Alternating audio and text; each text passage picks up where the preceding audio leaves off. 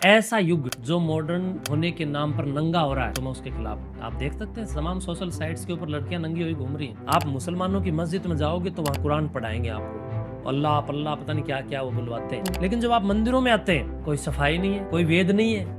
जबकि उनके ग्रंथ अगर उनके वहां है, तो हमारे ग्रंथ भी हमारे यहाँ प्रदर्शनी के तौर पर और अध्ययन के तौर पर भी रखे होने चाहिए। जो लोग मुझे प्यार करते हैं, मैं उनके दिल में राज करता हूँ, और जो लोग मेरे से नफरत करते हैं, मैं उनके दिमाग में राज करता हूँ। अरे भगत सिंह के सिराने पर बीड़ी का बंडल थोड़ी ना था। जिनको हम फॉलो करें उनके सिराने पर क्या था? रिवॉल्वर था। मैं मेरे सिराने रख के सोता हूँ, इसमें क्या दिक्कत है? रिवॉल्वर। हाँ बिल्कुल, मैं तो 315 बोर लेके सोता हूँ। क्या बात करते हो आप? अंग्रेजियत ने फजियत के सिवाय भारत को और सिखाया क्या? सनातन ने हैसियत दी है, फजियत ने। मेरे को आध्यात्मिक किताब कभी भी प्रेरित नहीं करती, बल्कि मुझे आध्यात्मिक शास्त्र प्रेरित करता है। भांड कलाकार जो हरियाणा का गंदे गाने गा करके सत्यानाश कर रहे हैं, उन लोगों ने नशे को प्रमोट कर दिया, और 2 कौड़ी के कोई लुटेरे एलोपैथी के डॉक्टर्स या लुटेरे जो तांत्रिक पुच्छा वाले पाखंडी गांव गांव में जो ये गुंडे बैठे हैं, इस देश के अंदर कोई पर्चा बनाने वाला, कोई धीरेन्द्र शास्त्री जैसा या कोई और लुटेरा मोडा पाखंडी कोई पुच्छा वाला गांव में बैठा है? जब देश की राष्ट्रीयता की समस्या की बात आती है तो इन लोगों का मुंह नहीं खुलता है। मेरे पैर में 8 नंबर की चप्पल आती है। जो भी पुच्छा वाला मेरे को फंस जाएगा और जो समाज को बेवकूफ बनाने का काम करेगा,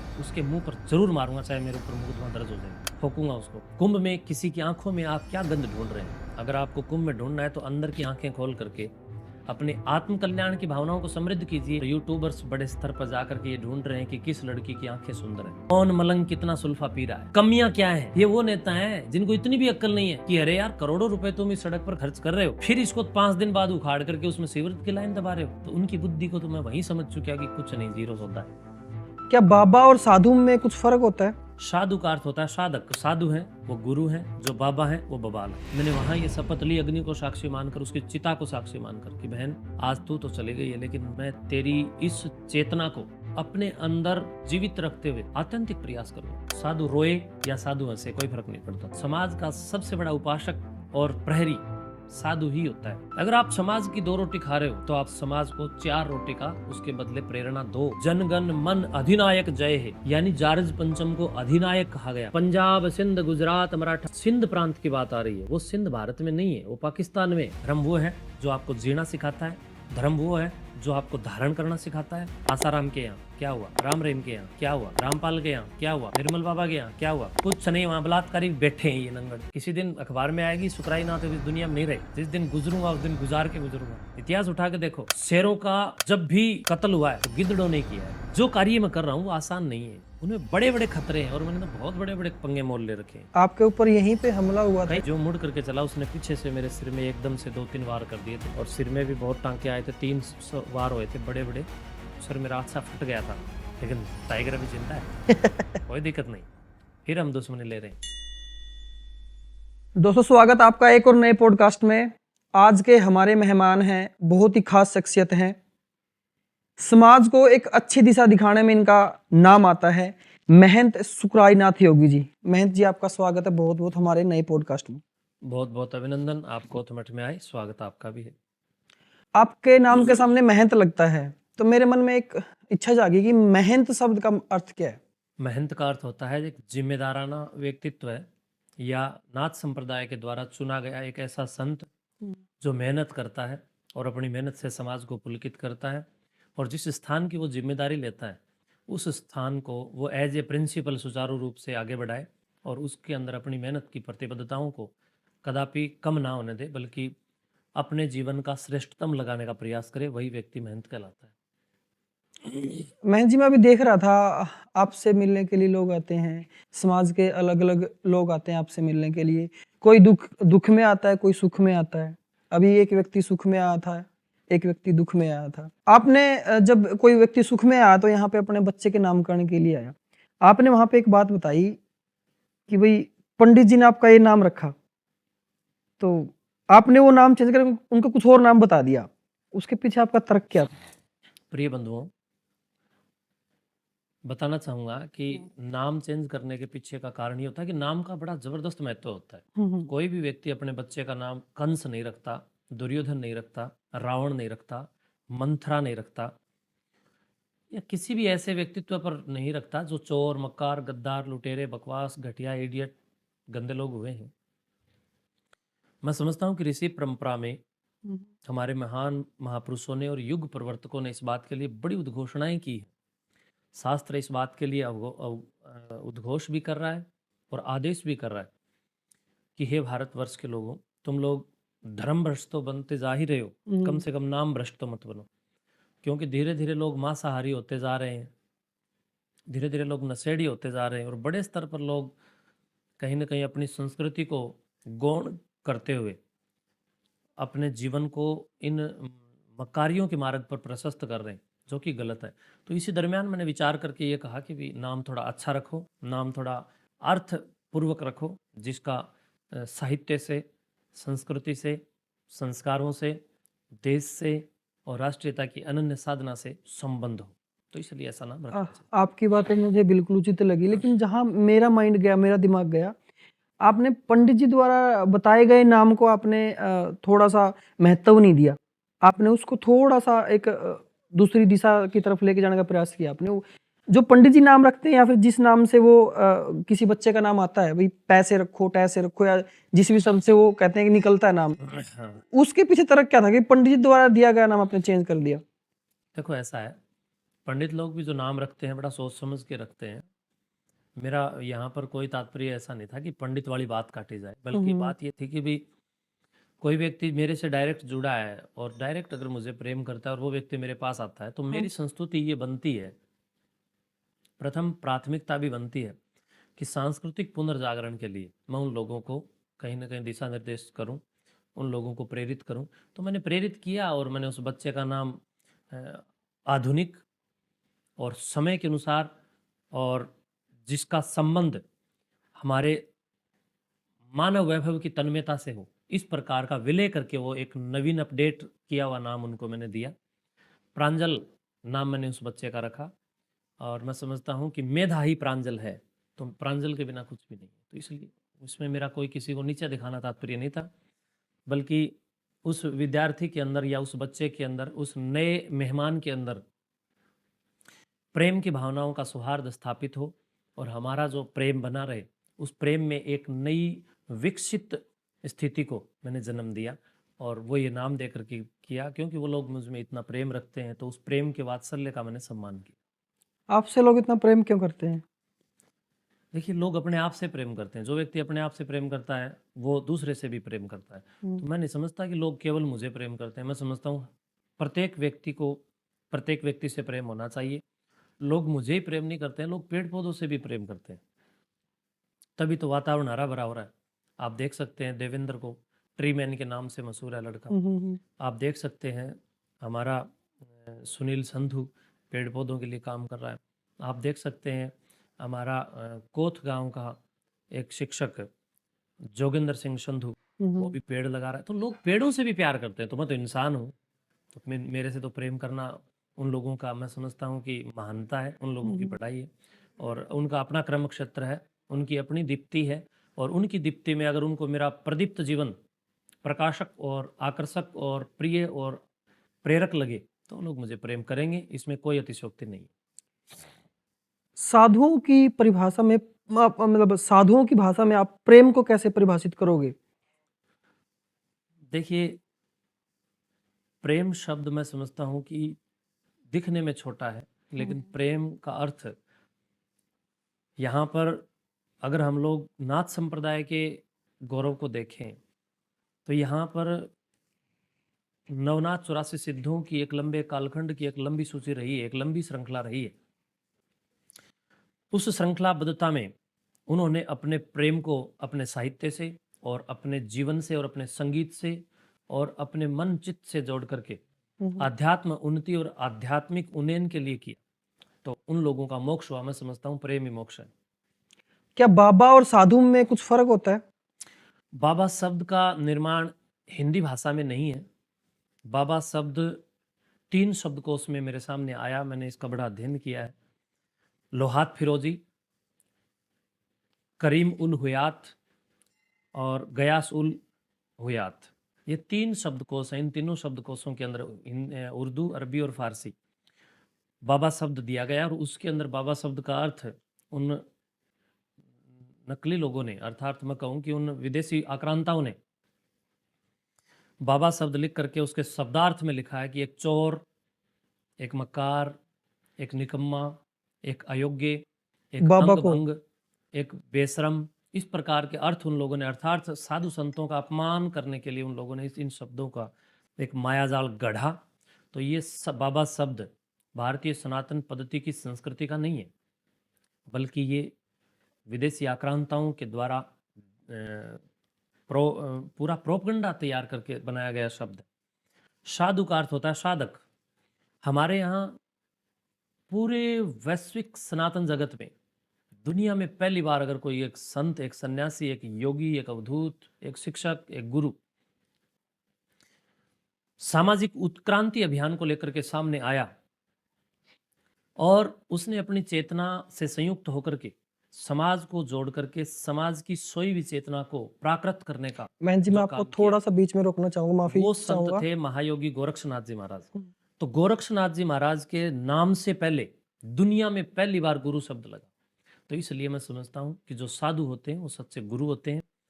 और अगर आप गुरु ग्रंथ साहिब पढ़ते हैं तो गुरु ग्रंथ साहिब के पेज नंबर 1 पे अगर आप पढ़ेंगे तो गुरु ग्रंथ साहिब जो ही शुरू होता है तो चार या 5 लाइन पहले पेज पे हैं।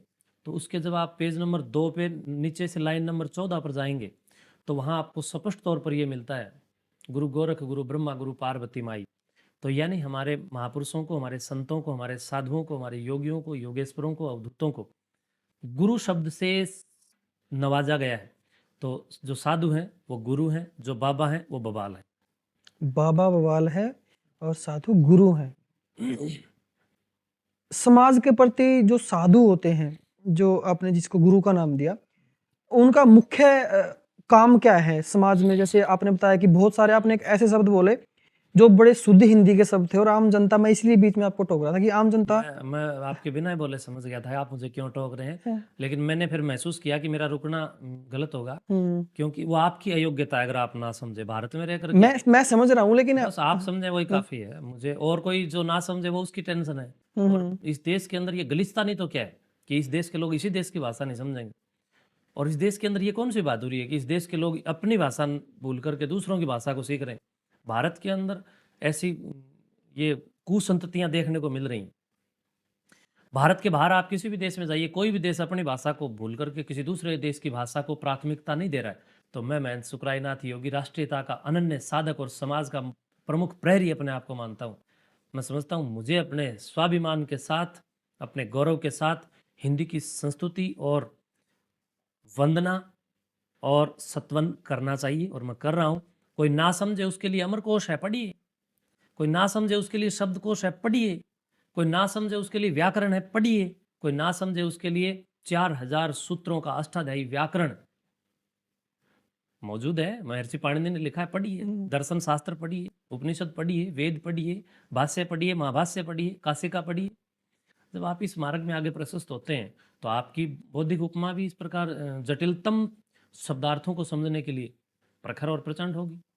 बिल्कुल, मैं आपको तो भाषा चेंज करने के लिए नहीं बोल रहा था। हिंदी में पर्यायवाची शब्द होते हैं, जो एक होता है, मैं वो शब्द प्रयोग करूंगा जो मतलब समाज जिन शब्दों के ऊपर रिसर्च करे, जो शब्द सामान्य व्यवहार में चल रहे हैं। अगर मैं भी वही तो फिर भेड़ चाल चलना हो गया। मैं वो शब्द बोलूंगा जो समाज के सामने आने चाहिए, ताकि मुझे देखने वाले और मुझे प्यार करने वाले, मैं दोनों लोगों के बीच में रहता हूँ। जो लोग मुझे प्यार करते हैं मैं उनके दिल में राज करता हूँ, और जो लोग मेरे से नफरत करते हैं मैं उनके दिमाग में राज करता हूँ। तो दोनों ही लोग जो मुझे देखेंगे, तो मुझे प्रेम करने वाले लोग हैं वो जरूर मेरे शब्दों के ऊपर गौर करते हुए प्रेरणा प्राप्त करेंगे, और जो मेरे से नफरत करने वाले लोग हैं वो कुछ कमी निकालने के लिए मेरे शब्दों पर रिसर्च करेंगे, तो दोनों ही पड़ जाएंगे। तो इसलिए मैं संस्कृतम और शुद्धतम शब्दों का प्रयोग करने का कहीं ना कहीं प्रयास करूंगा। आप कुंभ में जाके आए हो अभी, क्या क्या आपने वहां पे देखा जो गलत हो रहा है समाज के हिसाब से? देखिए, भारत की संत परंपरा या सनातन परंपरा कुंभ के महत्व को समझाने का प्रयास करती रही है। कुंभ जब दिव्य दिग्दर्शन को और समागम को लेकर के आता है तो हमें थोड़ा सा आज से 9 लाख साल पहले जाकर के देखना पड़ेगा कि जहां आज कुंभ नगरी है वहां पर तीनों नदियों का संगम है, अर्थात समन्वय है, सम्यक व्यवहार है, तीनों का सम्यक आविर्भाव है, तीनों का सम्यक मिलन है, वहां पर आज से 9 लाख वर्ष पहले योगेश्वर स्वयं मर्यादा पुरुषोत्तम श्री राम जी ने भी इस क्षण का दर्शन किया और वहां उन्होंने स्नान किया।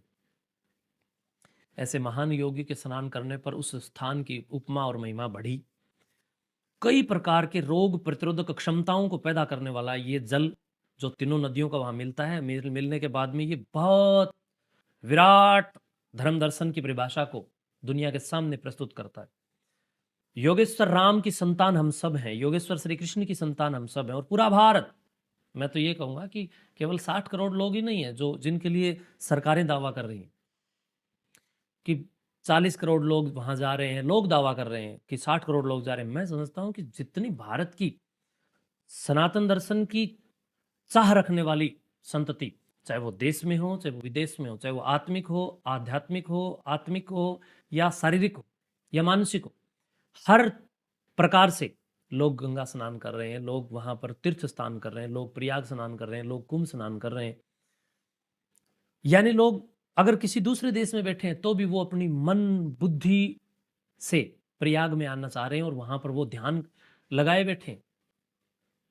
जो कुंभ में मौजूद है उनसे भी ज्यादा वो वहां की साधना कर रहे हैं, और वो टीवी पर देख रहे हैं, आप लोगों के चैनल शादी पर देख रहे हैं, और देख करके वो अपने आप को इस संपूर्ण कार्यक्रम का साक्षी बना करके भी उत्तमोत्ति उत्तम या उत्तमाति उत्तम महसूस कर रहे हैं, गौरवान्वित महसूस कर रहे हैं। तो वो भी कहीं ना कहीं इस कुंभ के पूरे कार्यक्रम की साक्षी बन करके अपनी आत्मा में लुप्त उठा रहे हैं। तो वो भी कुंभ में स्नान ही कर रहे हैं।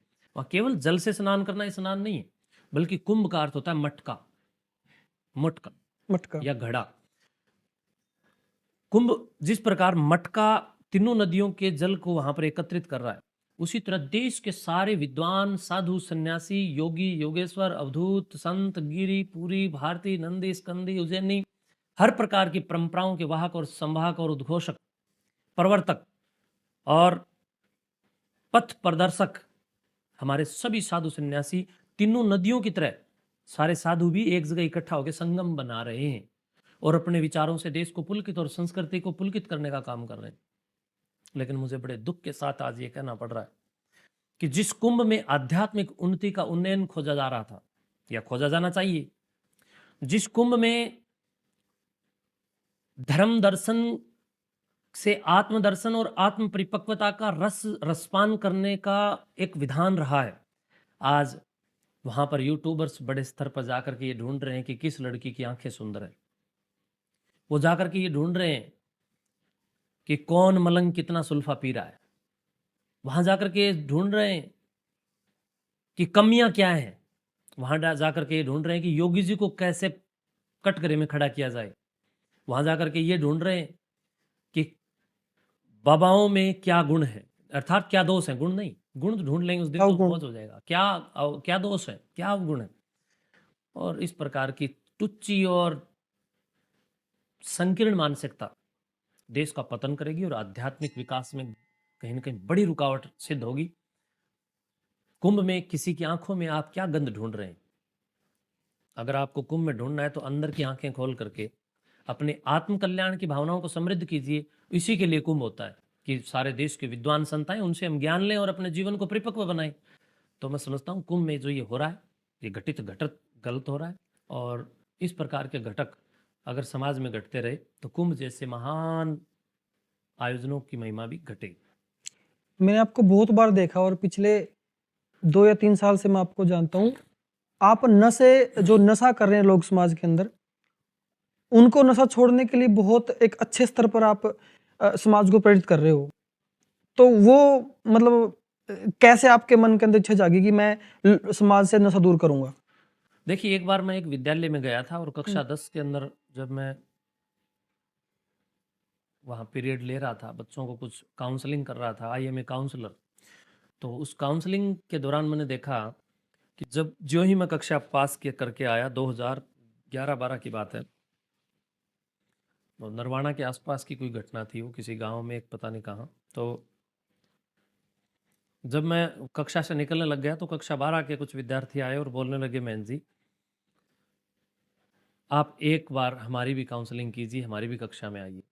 तो जब मैं उनकी कक्षा में गया तो मेरे साथ क्लास टीचर भी मौजूद थे, और जब कक्षा में हम गए तो कक्षा में जाते ही क्लास टीचर ने सभी बच्चों से कहा कि भी गुरुजी को अपना इंटरव्यू दीजिए, अपना इंट्रोडक्शन दीजिए। तो एक बच्चा खड़ा हुआ, उसने अपना नाम बताया, पिताजी का नाम बताया और पिताजी क्या काम करते हैं ये बताया। ऐसे ही ये क्रमशः घटना चलती रही। आधी कक्षा ने क्लास जहाँ तक बताया, उसी दरमियान एक गुड़िया, को एजुकेशन सिस्टम हमारे यहाँ चला हुआ है, देश का पतन भी को एजुकेशन सिस्टम कर रहा है।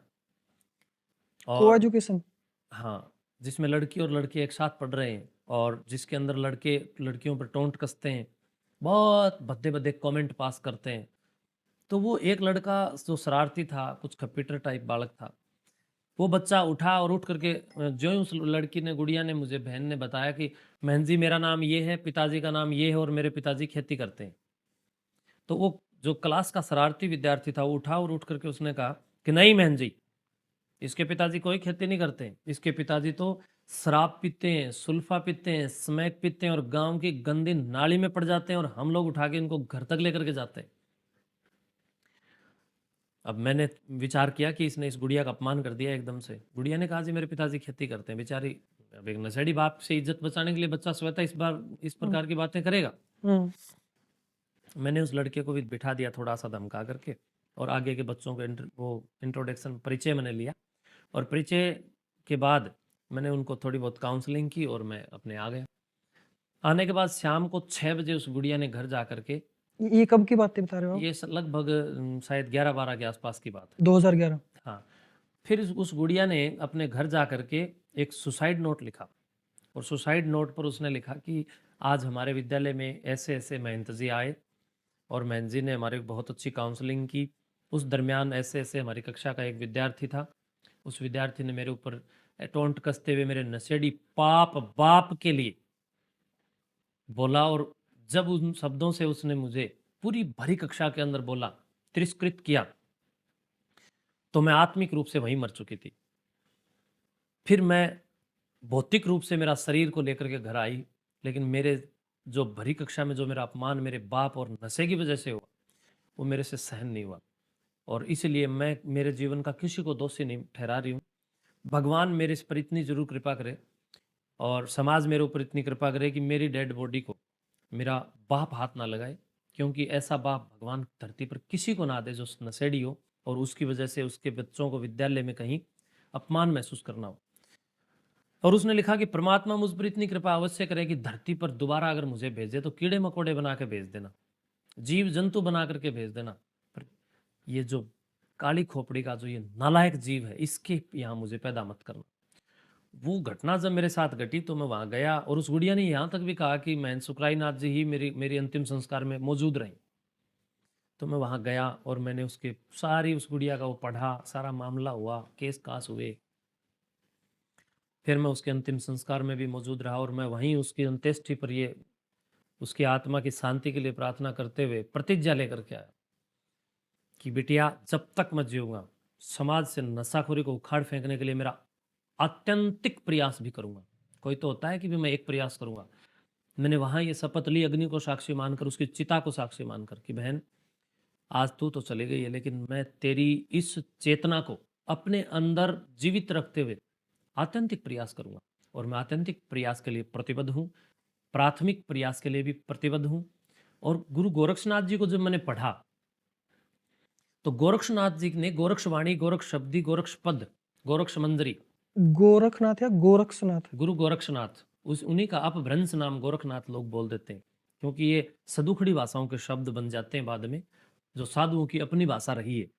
वो साधुओं की अपनी भाषा होने के कारण कुछ धीरे धीरे समाज में अपभ्रंश भी हुए, तो उन अपभ्रंशों ने हिंदी को गौण करते हुए अब सदुखड़ी भाषा जो साधुओं की थी उसको ही आगे अपडेट कर दिया, और जो शुद्ध थी सदुखड़ी, उस सदुखड़ी भाषा से पहले जो हिंदी जो हमारी जो है, या संस्कृत जो हमारी है, जो संस्कृत और हिंदी, इसमें वो सदगुरु गोरक्षनाथ जी ही है। क्या हिंदी सदखड़ी से हिंदी निकली? आप कहने का मतलब ये? सारी भाषाएं संस्कृत भाषा से निकली हैं। हम्म, और सदुखड़ी भाषा हमारी साधु संतों की एक प्राचीनतम अपनी भाषा है, सिद्धों की अपनी भाषा है, योगेश्वरों की अपनी भाषा है। और योगी लोग जब आपस में बैठते रहे हैं और बैठते हैं तो वो अपनी भाषा में बात करते हैं, उसी को साधुओं की भाषा को ही सदुखड़ी भाषा कहते हैं, संस्कारों की भाषा को ही संस्कृत भाषा कहते हैं। उसमें लिपि लिखने वाली भाषा भी थी या सिर्फ वो बोली थी? बोले जाने वाली और लिखी जाने वाली सदुखड़ी भाषा जो है उसी में गोरक्षवाणी लिखी हुई है। ठीक है। तो गोरक्षवाणी को जब मैंने पढ़ा, गोरक्षनाथ जी के मैंने बहुत शास्त्र पढ़े, गोरक्षवाणी के अंदर मैंने जब पढ़ करके देखा तो सदगुरुनाथ संप्रदाय के प्रवर्तक और युग प्रवर्तक गुरु गोरक्षनाथ जी महाराज, योगाचार्य गुरु गोरक्षनाथ जी महाराज नशे के ऊपर प्रहार करते हुए अनेकों अनेकों गोरक्षवाणियां लिखते हैं और वो नशे का विरोध करते हैं और नशे को समाज से उखाड़ फेंकने का काम करते हैं और समाज को कहीं ना कहीं एक सुदूर मार्ग प्रशस्त करने की प्रेरणा देते हैं। तो गोरक्षवाणी से भी मुझे प्रेरणा मिली कि एक संत का प्रमुख दायित्व और कर्तव्य ये बनता है कि वो सामाजिक सदाचार और सामाजिक समरसता पर बल दे और समाज से पलायन मत करे। समाज से पलायन करना सन्यास नहीं है। गोरख ने कहा कि समाज से भागो मत, समाज के अंदर रहो और सन्यासी होकर के तुम समाज के सत्यानाशी सिस्टम को हटा करके, निकाल करके, उखाड़ करके फेंक दो। आपने जब ये वाक्य बताया, जब आप उस लड़की के संस्कार पर गए थे, तो मेरे मन में ये आया कि क्या साधु भावुक होते हैं? क्या साधु रोते हैं? देखिए ऐसा है, साधु कोई ऐसा नहीं है कि भाई सूरज से टपकते हैं या कोई अंतरिक्ष से टपकते हैं।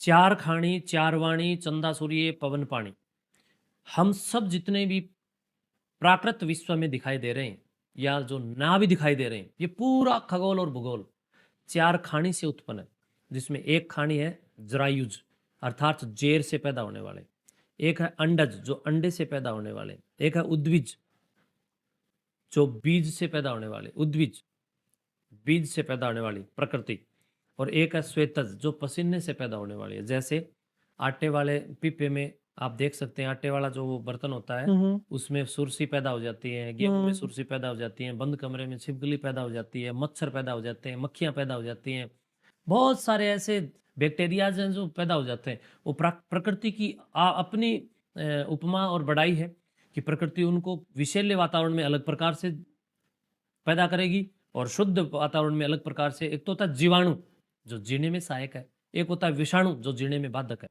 तो जीवाणु वहां पैदा होंगे जहां सुगंधि फैलेगी और विषाणु वहां फैलेंगे जहां पर विष अर्थात दुर्गंध फैलेगी। तो हम सब चार खाणी और चार वाणियों से ही हम प्रकट हैं। सहज, संयम, अतीत, ये सब हमें जानना पड़ना सुनना पड़ेगा।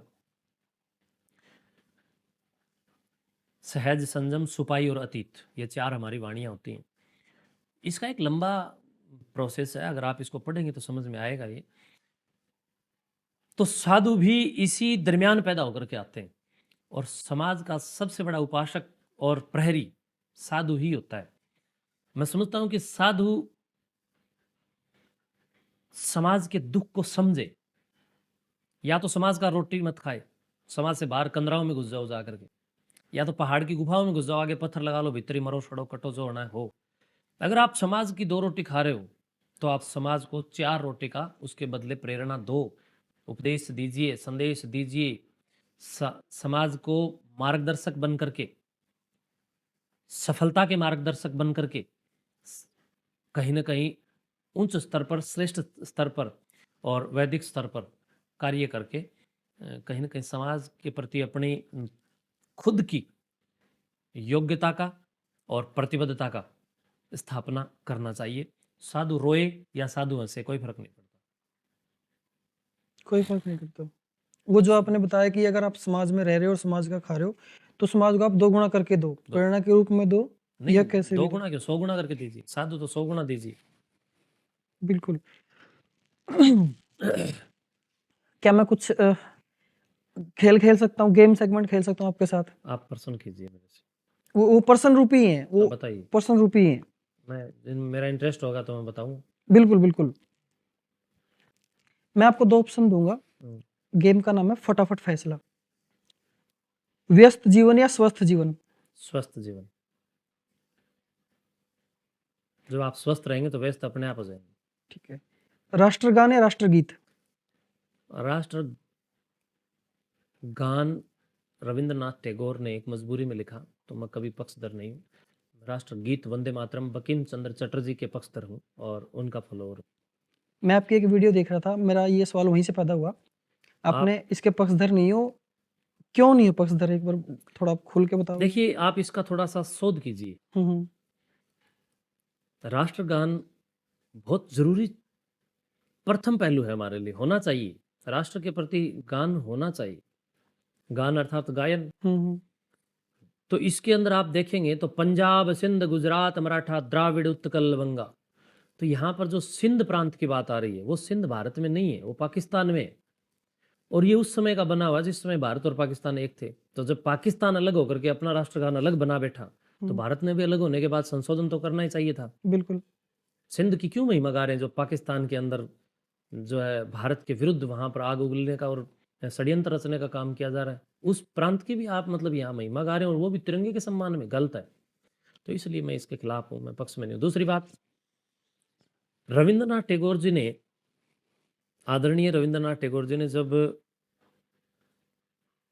इस कविता के रूप में या इस संगीत के रूप में इन शब्दों को जब निरूपित करने का काम किया, तो जॉर्ज पंचम जब भारत आया तो पहली बार जब वो 1911 में, या ऐसा कुछ इतिहास है इसका, तो उस स्मृति से मेरे भंग है अभी, उस दौरान ये गाया गया था और जॉर्ज पंचम के स्वागत में गाया गया था। तो एक अंग्रेज बेवड़े के सामने गाई गई वस्तु विषय को आप अगर राष्ट्रगान मानते हो, तो मैं समझता हूँ कि इससे बंकिम चंद्र चटर्जी का अपमान होगा। तो बंकिम चंद्र चटर्जी के वंदे मातरम को गाइए आप। मैं दिल से नहीं बल्कि कहते हो तो मैं पैर ऊंचा करके सरशासन में खड़ा हो जाऊंगा। अगर आप मुझे स्वागत करने के लिए बोलेंगे तो मैं वंदे मातरम का स्वागत करूंगा, क्योंकि उसमें भारत माँ और माता की वंदना की गई है। जनगण मन में बड़ाई और जनगण मन अधिनायक जय है, यानी जॉर्ज पंचम को अधिनायक कहा गया, जबकि हमारा अधिनायक तो महादेव हो सकते हैं, हमारे अधिनायक राम हो सकते हैं, कृष्ण हो सकते हैं, ऋषि हो सकते हैं, वैज्ञानिक हो सकते हैं, दार्शनिक हो सकते हैं और महान शोधकर्ता हो सकते हैं। अंग्रेज लुटेरे नहीं, आक्रांता नहीं। योगी आदित्यनाथ या नरेंद्र मोदी? अपनी अपनी जगह दोनों। भक्ति गीत या ध्यान लगाना? ध्यान लगाना। इसके पीछे कुछ स्पष्टीकरण देना इसके चाहोगे? पीछे स्पष्टीकरण ये है कि जब आप भक्ति मार्ग में देखेंगे तो तुलसीदास जी भक्ति मार्ग में थे। उन्होंने स्पष्ट तौर पर अपने शास्त्र में लिखा कि गोरख जगायो जोग तो भक्ति बगायो लोग, यानी लोगों ने उस समय साधारण भक्ति का मार्ग छोड़ दिया जब गोरख ने योग का अर्थार्थ, जोड़ का अर्थार्थ, ध्यान का अर्थार्थ, साधना का अर्थार्थ, ध्यान की 112 विधियां देकर इस समाज को जीवन उन्नत करने के लिए और आत्म कल्याण के लिए मार्ग प्रशस्त किया। तो गोरख के योग में अर्थात गोरख के जोग में अर्थात गोरख के ध्यान में अर्थात गोरख के बताए हुए मार्ग के ऊपर जीवन चला करके जो कल्याणार्थ स्थिति है उसमें ध्यान महत्वपूर्ण है। भक्ति मार्ग के गीत बहुत बोलने महसूस होते हैं। बिल्कुल। एक छोटा सा गेम हो रहा है, आपको उसका भी बड़ा फटाफट खेलिए बता मेरे देना। साथ, कोई दिक्कत नहीं है।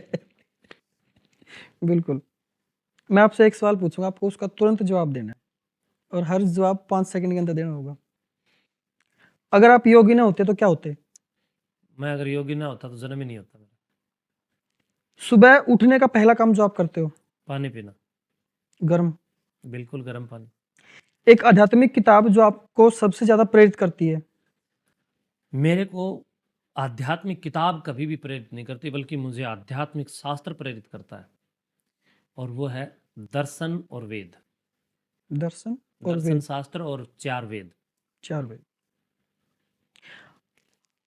अगर आपको एक दिन के लिए किसी और की जिंदगी जीने का मौका मिले तो आप किसकी जिंदगी चुनोगे? डुप्लीकेट बनने का मेरा कोई स्वप्न नहीं, क्योंकि अगर आप किसी और की जिंदगी जिएंगे तो आप नकली हो जाएंगे और नकल करना मेरा काम नहीं। आपके जीवन का सबसे बड़ा लक्ष्य क्या है? मेरे जीवन का सबसे बड़ा लक्ष्य है कि मैं समाज को तमाम सामाजिक कुरीतियों से बचा करके उस मार्ग पर ले जाऊं जिस मार्ग पर गोरक्ष ले जाना चाहते थे, जिस मार्ग पर राम ले जाना चाहते थे, जिस मार्ग पर कृष्ण ले जाना चाहते थे, जिस मार्ग पर ऋषि ब्रह्मा से लेकर ऋषि दयानंद तक समस्त ऋषि मुनि ले जाना चाहते थे, और उनके जो शास्त्र में प्रेरणा दे रहे हैं उस प्रेरणाओं को समाज में स्थापित करना ही मेरा लक्ष्य है। और समाज के अंदर अनपढ़ता के कोड और समाज के मुख पर ये अनपढ़ता का जो कालिख जो पोती गई है, जो ये रटाफिकेशन की जो होड़ है, इसको खत्म करके शिक्षा की नदियां और समुद्र बहा दूं, यही मेरी सोच है और मैं इसके लिए कार्य कर रहा हूं, और मेरा यही लक्ष्य है। एक आदत जो आप छोड़ना चाहोगे? एक ऐसी आदत जो मैं छोड़ना चाहूँ वो ये है कि जो 2 कौड़ी के 1-2 कोई यूट्यूबर्स हैं उनको मैं इंटरव्यू ना दूं, मैं यही आदत छोड़ना चाहता हूँ। क्योंकि लास्ट है। कुछ यूट्यूबर्स ने वास्तव में देश का सत्यानाश कर दिया। भांड कलाकार जो हरियाणा का गंदे गाने गा करके सत्यानाश कर रहे हैं, उन गायकारों की ऐड करके और उनके गंदे गीत संगीत को उन लोगों ने बड़े स्तर पर प्रमोट कर दिया, नशे को प्रमोट कर दिया।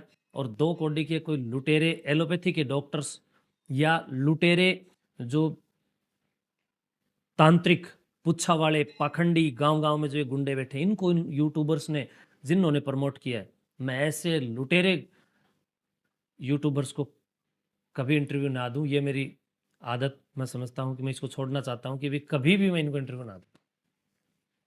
अगर आपको सिर्फ एक ही प्रकार का भोजन जीवन भर खाना पड़े तो वो क्या होगा? शहद। शहद। क्या क्या है शहद के अंदर ऐसा? शहद पूर्ण है अपने आप में, उसमें सब तत्व मौजूद हैं, और शहद सारे शरीर के अंदर जितनी भी आपको वसा प्रोटीन जो कुछ आपको चाहिए वो सारी संतृप्त और तृप्त करने का काम करता है। और शहद सबसे शुद्ध है, और शहद प्राकृतिक ऊर्जा के द्वारा बिना रिश्वत लेकर के काम करने वाले इंजीनियर्स के द्वारा बनाया गया है। दुकान में तो आप कोई सामान खरीदेंगे, बिस्कुट खरीदेंगे, पता नहीं कैसे कोई बिना गंद खाने से किस प्रकार किससे क्या घोलमेल करके उसमें क्या मिला दे, लेकिन जीव जंतु जिस तत्व को तैयार करते हैं वो बिल्कुल शुद्ध और विशुद्ध तैयार करते हैं। तो वो उन कलाकारों की बनाई हुई चीज़ है, वो प्रकृति की बनाई हुई। एक प्रकृति की चीज तो एक और है जिसका हम नाम नहीं ले सकते, जो लोग सेवन करते हैं उसका। आप नाम लीजिए ना। अंडा। देखिए, अंडा प्राकृतिक है लेकिन वो खाने के लिए नहीं है। जिन लोगों को परमात्मा ने मांसाहारी बनाया है, जिनका जन्म ही मांस खाने के लिए हुआ है, उनके दांत आप देखिए और आपके आप दांत देखिए। शाकाहारी और मांसाहारी दोनों के जबड़े में फर्क होता है। हमारे मनुष्य में 4 प्रकार के दांत होते हैं। कर्तनक, ठीक है, काटने वाले, हम्म रदनक, रगड़ने वाले, हम्म और च्वरणक, चबाने वाले, और अग्र च्वरणक, चबाने के बाद आगे भेजने वाले। बिजनेस। इस प्रकार की व्यवस्था शाकाहारियों में है, लेकिन मांसाहारियों में चीरने और फाड़ने के लिए जिस प्रकार के नुकीले दांतों की आवश्यकता पड़ती है, वो नुकीले दांत मनुष्य के नहीं है। अगर फिर भी मनुष्य अंडे खाता है तो वो मनुष्य, मैं समझता हूँ, दानव है, मानव नहीं।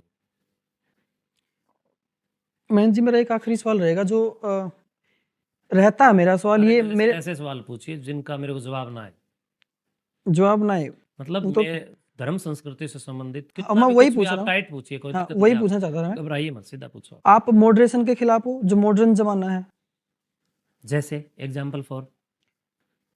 बेसिकली मेरा सवाल ये है कि मॉडर्न जमाना और जो जो हमारे पूर्वज का हम पालन करते आ रहे हैं, जैसे हमारी सनातन परंपरा होगी, सनातन परंपरा और जो हमारा मॉडरेशन युग है, मॉडर्न जमाना है, उसके बीच सामंजस्य बिठा कर चलना चाहिए, या फिर सिर्फ सनातन चाहिए, या फिर सिर्फ मॉडर्न चाहिए? देखिए, आप थोड़ा सा मॉडर्न शब्द का जो प्रयोग कर रहे हैं, मैं उसको थोड़ा सा हिंदी में समझाऊं। हम्म आप मुझसे ये पूछना चाहते हैं कि आप आधुनिक युग का हम्म और पुरातन युग का, कौन से युग का समर्थन कर रहे हैं? हाँ, ठीक है, या तो फिर मैं दोनों आपको का? समझाऊंगा। ऐसा युग जो मॉडर्न होने के नाम पर नंगा हो रहा है, तो मैं उसके खिलाफ हूं।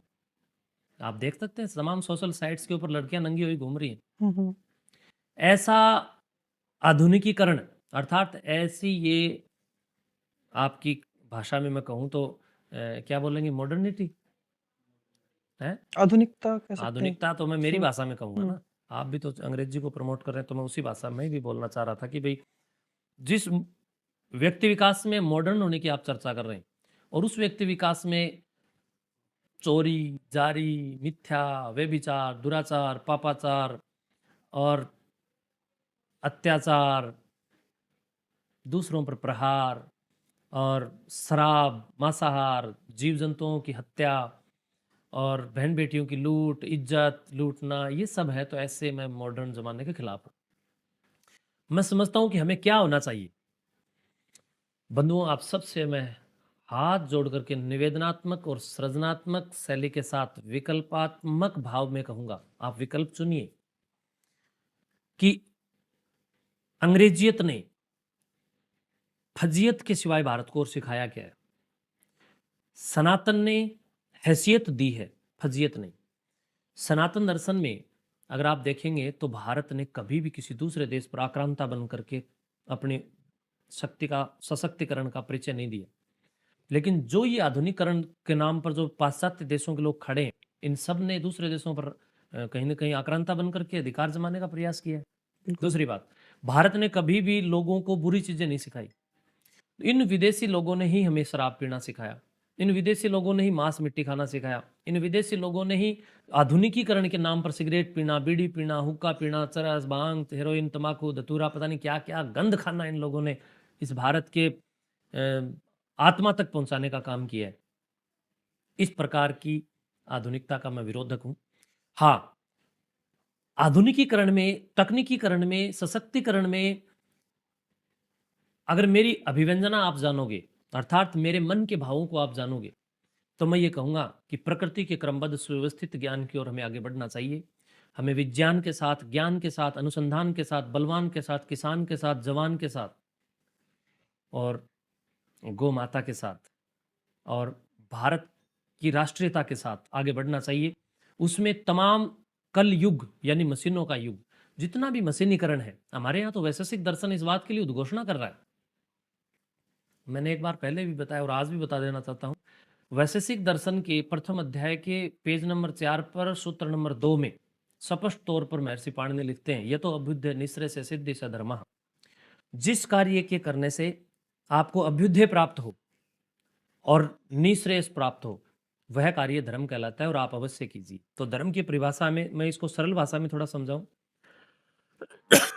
तो हमारे शास्त्र कहते हैं कि धर्म क्या है। तो शास्त्र में जो ये संस्कृत का मैंने सूत्र बोला, इसका साधारण अर्थ ये है कि जिस कार्य से अभ्युदय, अभ्युदय का अर्थ होता है भौतिक उत्कर्ष, भौतिक संसाधन या भौतिक आवश्यकताएं या भौतिक जगत की जितनी भी अनुकंपा आप प्राप्त करना चाहते हैं, जैसे आप बैठने के लिए कुर्सी ले रहे हैं, कपड़े ले रहे हैं, लिखने के लिए आप पेन ले रहे हैं, बात करने के लिए चलभाषी यंत्र ले रहे हैं, जैसे लेखनी के साथ चलभाषी यंत्र, फोन आदि, जितने भी संसाधन, चलने के लिए आप गाड़ी प्रयोग कर रहे हैं, बैठने के लिए रेल प्रयोग कर रहे हैं, उड़ने के लिए आप वायुयान प्रयोग कर रहे हैं, जल में जलयान प्रयोग कर रहे हैं, ये जितने भी भौतिक संसाधन हैं, या भोजन बनाने के लिए गैस चूल्हा प्रयोग कर रहे हैं, सिलेंडर प्रयोग कर रहे हैं, सफाई के लिए आप फिनाइल प्रयोग कर रहे हैं, झाड़ू प्रयोग कर रहे हैं, आधुनिक संसाधन जितने भी हैं वो सब भौतिक उत्कर्ष है। तो जिस कार्य से आपको ये भौतिक उत्कर्ष प्राप्त हो और निश्रेयस, निश्रेयस, निश्रेयस का अर्थ होता है मुक्ति, यानी जिस कार्य से भौतिक उत्कर्ष और आत्मा की मुक्ति दोनों प्राप्त होती हो मनुष्य को, वो काम करना चाहिए, वही मनुष्य का धर्म है। शास्त्र इस बात की उद्घोषणा कर रहा है। और अगर योग दर्शन में आप देखेंगे तो योग दर्शन कहता है कि स्पष्ट तौर पर उद्घोषणा करता है ज्ञानान मुक्ति, ज्ञान के बिना मुक्ति नहीं है। इसलिए ज्ञानार्जन अवश्य कीजिए। वेद आपको ज्ञान देंगे। वेद पृथ्वी का, धरती का संविधान है।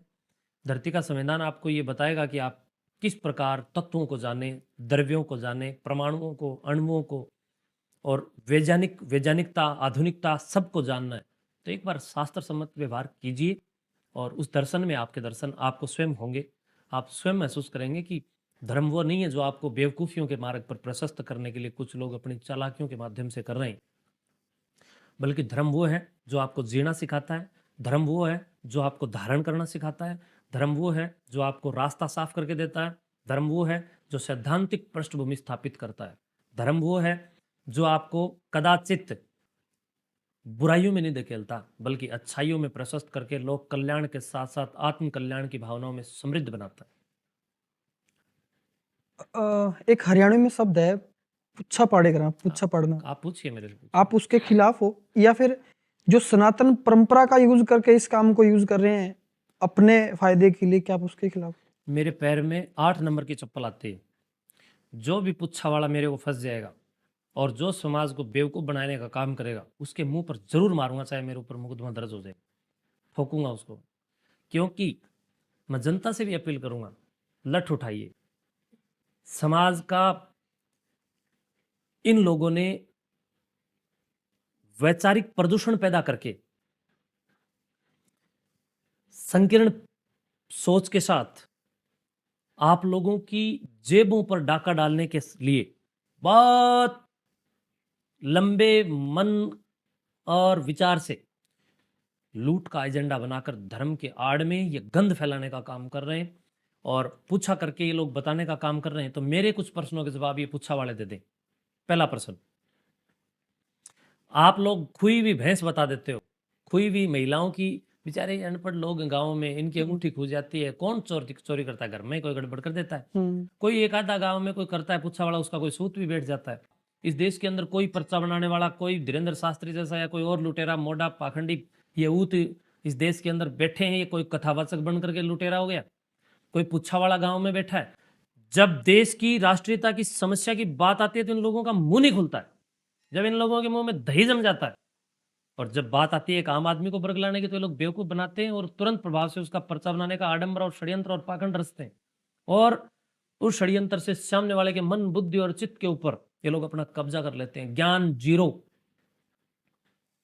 व्याकरण जीरो, वेद जीरो, संस्कृत जीरो, सूत्र सिद्धांत समष्टि जीरो, बस तकनीकियां, टेक्नोलॉजी और चालाक बुद्धि के द्वारा आम जनमानस की बुद्धि को बेवकूफियों के मार्ग पर प्रशस्त किया जा रहा है। पिछले समय में देखा आपने, भीड़ तो वहां इकट्ठी हुई, आसाराम के यहाँ क्या हुआ, राम रहीम के यहाँ क्या हुआ, रामपाल के यहाँ क्या हुआ, निर्मल बाबा के यहाँ क्या हुआ। इस इतने लुटेरे इनके यहाँ भीड़ हुई। भीड़ को देखकर भीड़ प्रभावित होती है कि फलाने आदमी के पास इतनी भीड़ जा रही है तो कुछ तो गड़बड़ है, कुछ तो है वहाँ, कुछ नहीं, वहाँ बलात्कारी बैठे हैं ये नंगड़। तो इसलिए मैं समझता हूँ, निवेदन कर रहा हूँ, आप जनता से हाथ जोड़ के निवेदन कर रहा हूँ, धर्म को जानने के लिए इन पाखंडियों के पास मत जाइए। आपके घर में भगवत गीता लीजिए और पढ़िए। आपके घर में भगत सिंह की जीवनी पढ़िए। भगत सिंह ने एक पुस्तक लिखी थी, मैं नास्तिक क्यों, पढ़िए।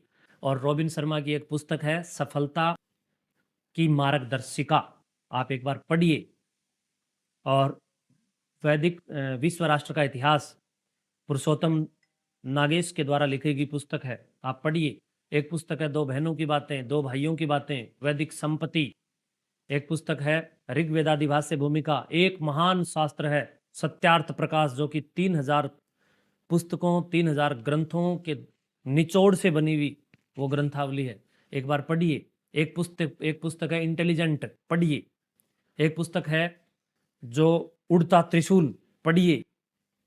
6 दर्शन है, वैशेषिक, न्याय, योग, मीमांसा, इनको आप थोड़ा सा पढ़िए। और जब इनको आप पढ़ेंगे तब आपको पता चलेगा शुक्राईनाथ सही कह रहा है या तुम लोग गलत रास्ते पर हो। इन लोगों के पास बड़े बड़े नेता भी जाते हैं। नेता कोई ऋषि थोड़ी ना है। नेता वो नेता है, ये नेता कौन है? मैं अभी नेताओं की ओर मेरे से सुनो। ये वो नेता है जो जनता के पैसों से नेता बने बैठे हैं। पहले तो सड़क पास करते हैं और फिर उस सड़क को फाड़ के उसके नीचे सिविल लाइन योजना बनाते हैं। ये वो नेता है जिनको इतनी भी अक्ल नहीं है कि अरे यार, करोड़ों रुपए तुम इस सड़क पर खर्च कर रहे हो, फिर इसको 5 दिन बाद उखाड़ करके उसमें सीवर की लाइन दबा रहे हो। तो उनकी बुद्धि को तो मैं वही समझ चुका कि कुछ नहीं, जीरो सौदा है। तो इसलिए मैं नेता हूं नहीं, मैं धर्म नेता हूं, धर्म का नेतृत्व कर रहा हूं।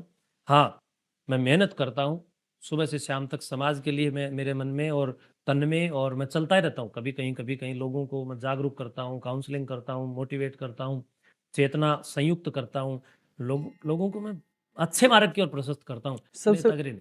सबसे बड़े धार्मिक नेता कौन है? योगेश्वर गोरक्षनाथ जी महाराज, योगी आदित्यनाथ। योगेश्वर गोरक्षनाथ जी महाराज। हम सब उनके, चाहे योगी जी हों चाहे हम हों, हम सब उनकी फौज हैं। हम सब बिल्कुल। गोरक्षनाथ जी की फौज है और वेद की फौज है।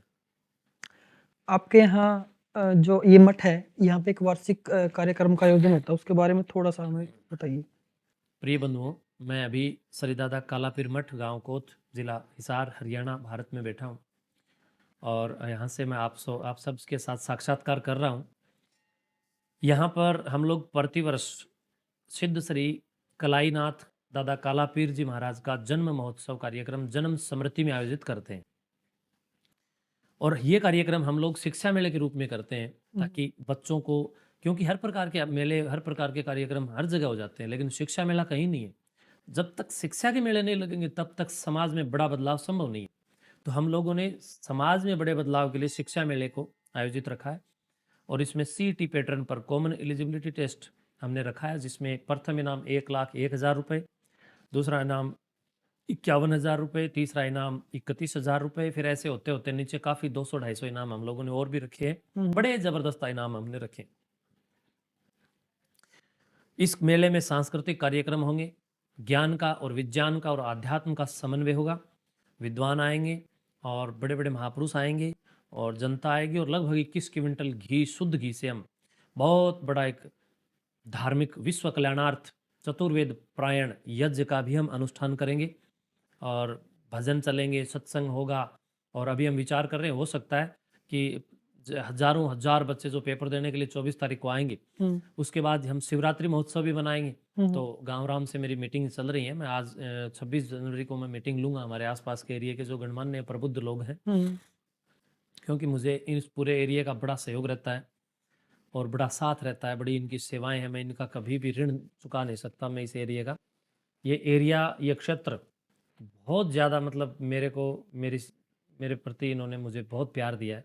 तो मैं जब तक जीऊँगा इस एरिया का, इस क्षेत्र का ऋण चुकाने के लिए पूरा प्रयास करूँगा, लेकिन मैं चुका नहीं पाऊँगा, फिर भी प्रयास तो रखूँ।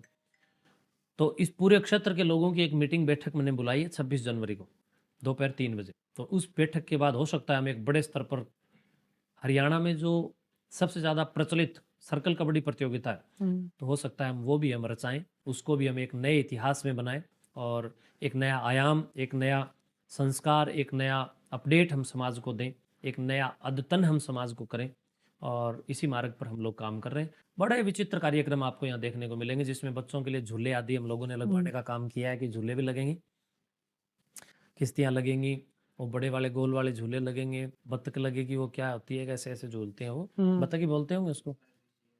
तो इस प्रकार के काफ़ी आयोजन हमने रखे। भंडारे का प्रोग्राम, सबके भोजन के लिए शानदार व्यवस्थाएं यहाँ पर मिलेंगी। हम लोग बहुत लाखों लाख रुपए अब की बार हर साल की तरह एक बार पुनः समाज के ऊपर हम खर्च करने वाले। कितनी तारीख को वो? 24, 25, 26 3 दिन का त्रिदिवसीय फरवरी। कार्यक्रम है फरवरी में। ठीक है। 24, 25, 26 फरवरी 2025। आपके ज्ञान के अनुसार कोई ऐसी सलाह जो आप मेरे को देना चाहोगे मेरे काम में आपके मेरे काम आए जो? देखिए, मैं आपको यही सलाह दूंगा कि हम सब नज़दीकी सदियों में देखें तो मैं भगत सिंह का फॉलोअर हूँ, मैं चंद्रशेखर आज़ाद का, त्यात्या टोपे का, राणा सांगा, राणा कुंभा और इस देश के जो 7,34,700 कुछ जो क्रांतिकारी अमर शहीद बलिदान देकर के जो हुए, मैं उनका फॉलोअर हूँ। मैं गरम दल का फॉलोअर हूँ। गरम दल का फॉलोअर? हाँ, सीधा है। मैं गरम दल के जो नेता थे मैं उनका फॉलोअर। मैं योगेश्वर राम की धनुष का फॉलोअर हूँ। मैं योगेश्वर श्री कृष्ण के अंगुली में चलने वाले सुदर्शन का फॉलोअर हूँ। मैं योगेश्वर अर्जुन के गांडीव धनुष का फॉलोअर हूँ। तो इसलिए मैं आपको यही कहूँगा कि हम सब युवा अपनी चेतना को कदाचित उदासीन ना होने दें, अच्छी अच्छी पुस्तकें पढ़ें, मित्रता करें अच्छी अच्छी पुस्तकों के साथ। मेरे पास बहुत सारी PDF मैं रखता हूँ, मैं पढ़ता हूँ, फ़ोन में भी लगा रहता हूँ। बहुत अच्छे अच्छे अखबार में, इंग्लिश अखबार भी मैं लेता हूँ फ़ोन में ऑनलाइन और पढ़ता हूँ, हिंदी भी पढ़ता हूँ। मैं सोचता हूँ कि जितना हम अध्ययनशीलता के नज़दीक अपने आप को रखेंगे उतना हमारी बौद्धिक विकास भी होगा, आत्मिक विकास भी होगा, आध्यात्मिक विकास भी होगा और स्मृति विकास भी होगा। तो अपने इन चहुमुखी सर्वांगीण विकास के लिए एक तो शिक्षा के और किताबों के टच में रहे। दूसरा, आप लोग YouTube आदि चलाते हैं, कहीं भी पैसा लेकर के अगर किसी आदमी की आप ऐड करते हैं, वो आपसे ऐड करवाने वाला व्यक्ति आपको पैसा दे करके कोई समाज को डीमोटिवेट करने वाली या समाज को गलत दिशा में प्रेरित करने वाली कोई भी ऐड आपसे ना करवा ले, कोई अंधविश्वास आपसे ना बढ़वा ले, आपके द्वारा किए गए कार्य से समाज और इस मानव संस्कृति और इस पूरे ईश्वर के साम्राज्य रूपी प्रकृति का कोई जरा सा भी लेस मात्र, तिनका मात्र, तनिक भी नुकसान ना हो, इसके लिए आप अपना कहीं ना कहीं कसौटी को कायम रखें और अपने यूट्यूब के माध्यम से समाज के ज्वलंत मुद्दों को आप उठाइए। और नशाखोरी, मीट मांस, अंडे और जीव हत्याएं जितनी हैं, भ्रूण हत्याएं जितनी भी हैं, या सामाजिक पट क्षेत्र पर दहेज की जो बहुत बड़ी एक कुरीति समाज के अंदर बहुत सारी बहन बेटियों को बेमौत मार रही है, ऐसी बुराइयों को समाज से उखाड़ फेंक करके बाहर निकालने के लिए आप कुछ युवाओं से आह्वान कीजिए, तो वो आपके साथ जुड़े। और मैं भी आह्वान करता हूँ कि सब युवा, मैं आपका आह्वान करता हूँ, इसी तरह आप भी आह्वान करें कि ज़्यादा से ज़्यादा प्रयास करें कि हम सफल हों, और सफल ही नहीं बल्कि चमक जाएं। जब हम बिल गेट्स ने भी यही बात कही थी। मैंने एक बार उसके बारे में पढ़ा कहीं, तो एक जगह उसने लिखा था कि मेरा जीवन का लक्ष्य सफल होना नहीं था, बल्कि मेरे जीवन को मुझे अनमोल बनाना ही मेरा लक्ष्य था। जब आप बेशकीमती बन जाएंगे तो सफलता तो आपके चरण चूमेगी। तो इसलिए अपने आप को बेशकीमती बनाइए। और जब हम बेशकीमती बन जाएं और आप लोग जब शादी करो, तो भैया जिसकी बिटिया आपने पत्नी के रूप में ले ली, तो उससे बड़ा और कोई दहेज नहीं हो सकता। दहेज ना लें, दहेज के खिलाफ रहें। दहेज ने बहुत घरों को फूंक डाला, और आकाश में नहीं है स्वर्गों की कोई दुनिया, बेकार के भ्रम में भटक रही है दुनिया। ये दुनिया वैसे ही भटक रही है, सब कुछ नरक और स्वर्ग यही है। इस बात की अगर पुष्टि आपको कहीं जाननी है, तो गुरु गोरक्षनाथ मंदिर गोरखपुर के द्वारा परम पूज्य आदरणीय श्रद्धेय प्रातः स्मरणीय अनंत श्री से विभूषित मेरे आदर्श और अभिभावक गुरु गोरक्षनाथ जी महाराज के साक्षात अवतार, जिन्हें मैं कहूँ तो कोई अतिशोक्ति नहीं होगी, ऐसे पूज्यपाद महंत श्री गोरक्षपीठाधीश्वर योगी आदित्यनाथ जी महाराज के परम पूज्य प्रातः स्मरणीय और नैष्ठिक ब्रह्मचारी नाथ संप्रदाय के पुरोधा सिद्ध श्री महंत अवेद्यनाथ जी महाराज के द्वारा, जो महंत अवेद्यनाथ राष्ट्रीयता के अनन्य साधक के रूप में एक 3 भागों में, जो इतने इतने मोटे 3 भाग हैं, वो उनके अंदर जो संकलन और रिसर्च, जो शोध उन्होंने दिया है, एक बार उसको अवश्य पढ़ लें। आपके कान खुल जाएंगे और आपकी आत्मा के ऊपर थोड़ा बहुत भी अज्ञान अंधकार लगा हुआ है, तो वो ये मान लीजिए महंत अवेद्यनाथ नामक शास्त्र पढ़ने से, संकलन पढ़ने से, संग्रह पढ़ने से आपका हृदय बिल्कुल साफ हो जाएगा, और इतना पाक साफ हो जाएगा कि आपको प्रत्यक्ष दर्शन सुदूर राष्ट्रीयता और सनातन के होंगे। सुकराईनाथ क्या कहना चाहता है, सुकराईनाथ क्या सोचता है, क्या करना चाहता है, ये सारी चीज़ें आपको इन शास्त्रों में मिल जाएंगी जिनके मैंने नाम लिए। मैंने अब तक हजारों शास्त्र ऐसे अध्ययन किए हैं, और मैं दैनिक दिनचर्या में भी, मैं चलती गाड़ी में भी फ़ोन में लगा रहता हूँ, मैं बैठता हूँ तब भी फ़ोन में लगा रहता हूँ। मैं आपको भी कोई अच्छी अच्छी पुस्तकें प्रोवाइड कराऊंगा व्हाट्सएप पे, और मैं आपसे भी कहूँगा कि ज़रूर आप अपने फ़ोन का भी प्रयोग करें, तो पुस्तक पढ़ने के लिए ज़रूर करें। क्या आप कोई पुस्तक जो है भेंट करना चाहोगे मुझे?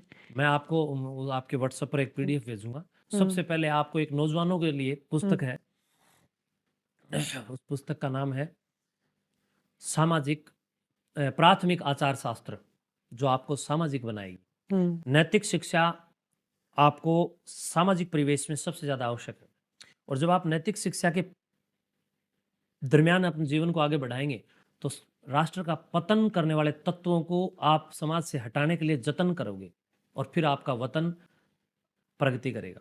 और उसके लिए आपको अच्छी अच्छी पुस्तकें जरूर पढ़ना है। सत्यार्थ प्रकाश तो जरूर पढ़ें एक बार। योगी जी के पास जब कोई मुस्लिम आता है और वो आकर के कहता है कि पूज्य महाराज जी मुझे हिंदू बनाइए, तो महाराज जी सबसे पहले उनको सत्यार्थ प्रकाश भेंट करते हैं और बोलते हैं कि जाओ ये पढ़ो, अगर ये तुम्हें मंजूर है तो फिर आइए मैं तुम्हें हिंदू बनाऊंगा। सत्यार्थ प्रकाश पढ़िए आप, आपके जमीर को और आपकी आत्मा को हिला डालेगी वो पुस्तक। बंधुओं, सत्यार्थ प्रकाश एक ऐसी पुस्तक है जिसके ऊपर अंग्रेजों के जमाने से लेकर अब तक लगभग 200-250 मुकदमे दर्ज हुए हैं, एक किताब के ऊपर, एक किताब के ऊपर। और उस पुस्तक ने अंग्रेजों के जमाने में, अंग्रेजों की सरकार थी, अंग्रेजों के जज थे, अंग्रेजों के कोर्ट थे, अंग्रेजों की पुलिस थी, अंग्रेजों का सिस्टम था, उन्हीं की सल्तनत थी, बावजूद उसके भारत के एक ऋषि की पुस्तक सत्यार्थ प्रकाश ने एक भी मुकदमा अंग्रेजों के शासनकाल में भी हारा नहीं। ऐसी ग्रंथावली, ऐसी रचनावली, ऐसी संग्रहावली ऋषिदेव दयानंद जी महाराज की लिखी हुई है। लिखी हुई नहीं कह सकता मैं ये कहूँगा उनका द्वारा किया गया संग्रह है। और ऋषि दयानंद जी महाराज ने उस पुस्तक के अंदर एक शब्द भी अपने पास से नहीं जोड़ा है, बल्कि जहां जो उन्होंने लिखा है तो उन्होंने उसके नीचे तुरंत उदाहरण दिया है कि ये सतपथ ब्राह्मणम शास्त्र के द्वारा फलानी जगह से लिया गया है, ये उदाहरण ऋग्वेद से लिया गया है, ये यजुर्वेद से लिया गया है, अथर्ववेद से लिया गया है, सामवेद से लिया गया है, या महर्षि याज्ञवल्क्य के किस शास्त्र से लिया गया है, या महर्षि कणव के, कणाद के, कपिल के, जैमिनी के, पतंजलि के, पाणिनि के, गोरख के, किसके कहाँ से क्या लिया गया है, उसका कहाँ उदाहरण दिया गया है, उसके नीचे आपको ब्रैकेट के अंदर उसका उदाहरण प्रस्तुत किया गया है। तो ऋषि दयानंद जी ने तो सारे शास्त्रों का संकलन किया, लगभग 3000 पुस्तक। अगर आप नहीं पढ़ सकते तो एक सत्यार्थ प्रकाश पढ़िए, आप 3000 पुस्तकों को पढ़ने जितना पुण्य प्राप्त करेंगे, और आपका जो पुण्य प्रसून है वो इतना ज्यादा उत्तमाति उत्तम हो जाएगा कि आप आपके क्षेत्र में भी आपको आप उजाला प्रकट करने के लिए क्रांति खड़ी कर देंगे। मैं जो जिंदा हूं, मैं जो लग रहा हूं, मैंने इन ग्रंथों से तो ये क्रांतियां सीखी। मैं जो लड़ रहा हूं, मुझे मालूम है मेरा जीवन को एक दिन मुझे बेमौत मरना है, मुझे भी मालूम है। किसी दिन अखबार में आएगी सुकराई नाथ इस दुनिया में नहीं रहे, कोई गोली मुझे मारेगा, मुझे मालूम है। कोई न कोई 2 कौड़ी का व्यक्ति, क्योंकि इतिहास उठा के देखो, शेरों का जब भी कत्ल हुआ है तो गिद्धड़ों ने किया है। समय का भरोसा कोनी, कद पलटी मार जावे, एक राजस्थान में एक गाना है। समय का भरोसा कोनी, कद पलटी मार जावे, कभी कभी गादड़ा सू सिंह हार जावे, समय का भरोसा कोनी, कद पलटी मार जावे। तो मैं समझता हूं कि हम शेरों का प्रतिनिधित्व करते हैं, क्योंकि शास्त्र बब्बर शेर बनाते हैं ना। शास्त्र आपको शेरनी के दूध के रूप में जो तत्व मिलते हैं वो शास्त्रों के अध्ययन से मिलेंगे। शास्त्रों में शिक्षा तो शेरनी का दूध है, जो उसको पिएगा वो दाढ़ेगा। लेकिन हो सकता है कोई शिकारी छुप के शेर को भी बाण या तीर या गोली मार दे, हो सकता है कभी गिद्धड़ों का झुंड इकट्ठा हो जाए तो शेर को भी घेर ले, लेकिन कोई फर्क नहीं पड़ता। शेर जब मरेगा तब भी शेर ही कहलाएगा, जिंदा है तब भी टाइगर टाइगर है, और शेर शेर है, बब्बर शेर है। तो मैं समझता हूं कि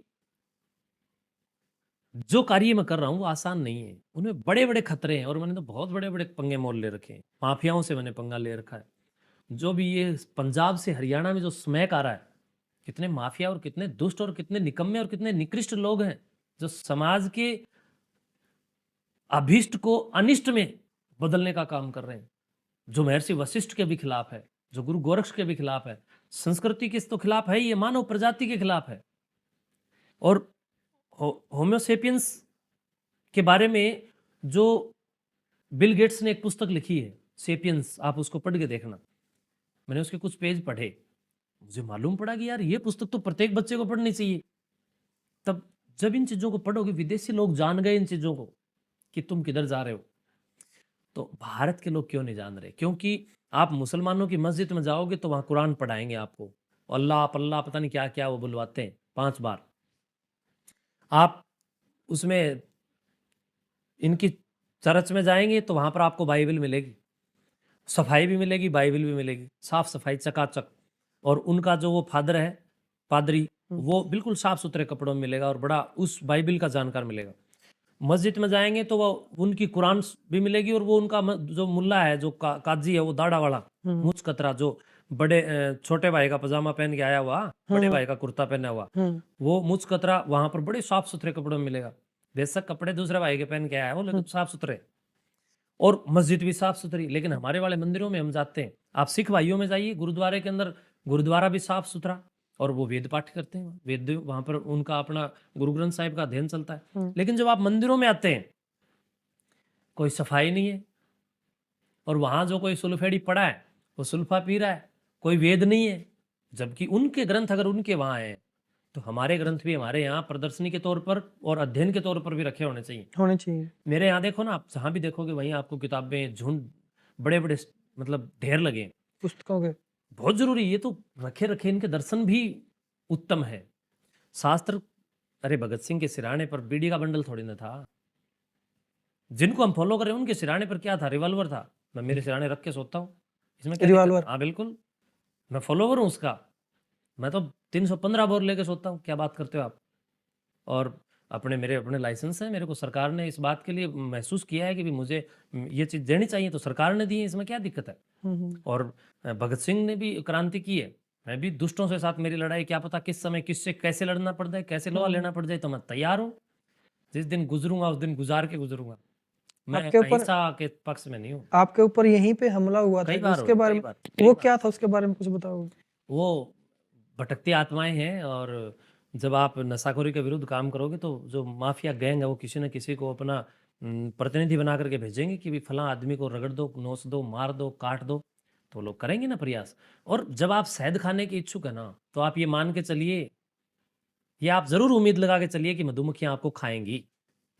वो हुआ क्या था उस दिन, कुछ बताओ थोड़ा डिटेल में। हुआ यही था कि वो व्यक्ति मिलने के लिए आया, किसी और के बहाने से आया, और वो मैं मिला, मैं यहीं बैठा था, मिलने के लिए मैं यहीं आके मिला था। मिला के जब मैं चला, उसने बिना आए पीछे एकदम से छोटी मोटी उसने मेरे से कहा कि मेरे घर में चोरी हो गई।